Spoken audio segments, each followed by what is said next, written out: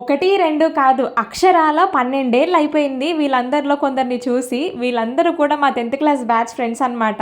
Last వీడియోలో చెప్పాను కదా! మేము 10థ్ క్లాస్ ఫ్రెండ్స్ అందరం కూడా చిన్న గెట్ టుగెదర్ ప్లాన్ చేసుకున్నాము అని. యాక్చువల్‌గా అయితే చాలా పెద్దగానే ప్లాన్ చేసుకున్నాము.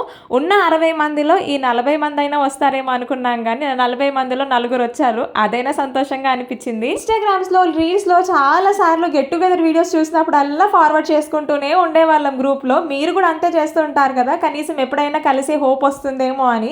కానీ కొందరు మొద్దు మొహాలు ఉంటారబ్బా! అస్సలు కలవాలనే ఆలోచనే ఉండదు.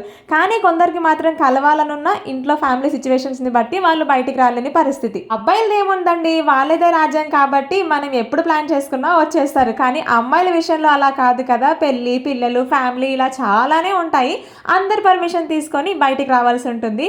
కొందరికి పర్మిషన్ దొరుకుతుంది. మరి కొందరికి దొరకదు. మాతో పాటు మా పిల్లల్ని కూడా తీసుకెళ్ళామన్నమాట. మాతో పాటు మా పిల్లలు కూడా చాలా బాగా మంచిగా టైం అయితే స్పెండ్ చేశారు. ఎంత హ్యాపీగా టైం స్పెండ్ చేశామో అంతే బాధగా అనిపించింది ఉన్న కొన్ని క్షణాలు విడిచేస్తుంటే. వీడియో చూడగానే మీకు కూడా మీ 10th క్లాస్ ఫ్రెండ్స్ గుర్తొచ్చారా? అయితే నేను వెంటనే వాళ్ళకి ఒకసారి ఫార్వర్డ్ చేసి చూడండి అబ్బా. ఇంతకీ మీ 10th క్లాస్ లో మీ బెస్ట్ ఫ్రెండ్స్ ఎవరో కమెంట్స్ లో చెప్పడం మర్చిపోకండి. వీడియో నచ్చితే ఒక లైక్ చేసి సబ్స్క్రైబ్ చేసుకోండి.